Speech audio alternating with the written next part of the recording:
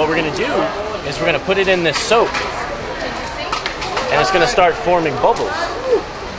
Now, what's the first thing that happens when you blow bubbles? That one isn't popping. No, that one's staying there. But what's the first thing that happens when you blow bubbles?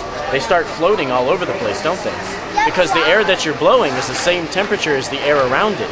So it's able to go everywhere it needs to go.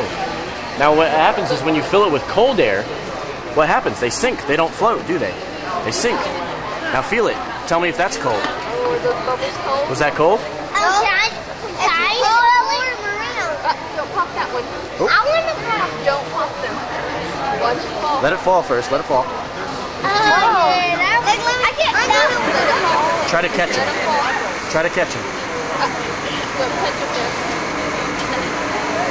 See that? Are they cold? Yeah. Yeah. Let me try. I popped it. Just catch it when they fall. So now what happens now that you have these colder little bubbles that are happening. Now watch out. Don't try to catch them now. We're gonna watch what happens when they fall. See, all that air is spreading out. It falls and goes all over the place. Watch. Just like that.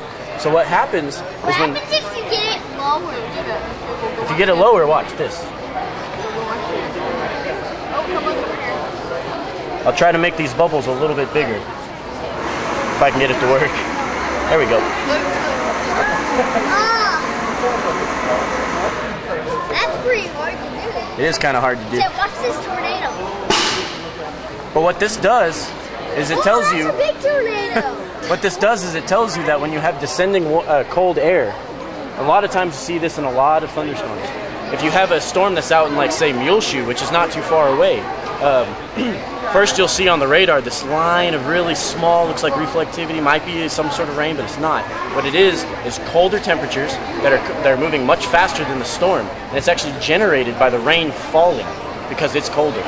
And that colder air is pushing the air at the surface much faster, and thus before you have a storm you have it cooling and you have high winds associated with it, especially here in Lubbock where it's flat and there's no surface friction. Well, there's still surface friction, but not nearly as much as, say, somewhere in the mountains.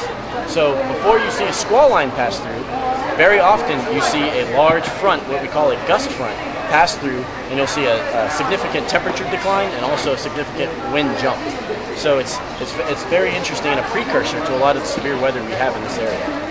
And that's really what these bubbles are trying to illustrate, is that descending cold air causing wind. Make them come out from the top. Well, hail is more of a, that's actually a function of the size of the bubble I'm trying to make. So if I make a really deep bubble, then the air that's passing is going to actually be rapidly going upward. But if it's shallow, it's only going to kind of ride over the top. So the deeper cold pool means that you have more vertical air. Thus, your air can be launched above, it can freeze, it can start forming ice, and if it's maintained for a long enough time, it'll levitate in that area, conglomerate into larger pieces, where we start to get our golf ball and softball size hail. And then eventually it gets so large that its mass is too large, and gravity will then pull it down to the surface.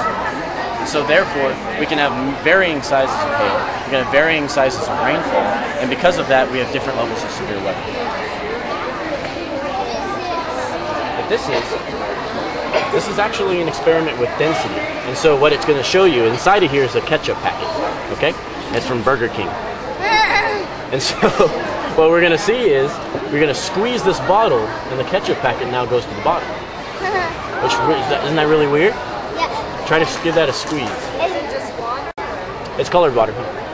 And so what's going on here is when you squeeze the bottom of this bottle, all of that pressure gets pushed out to the top where this cap is.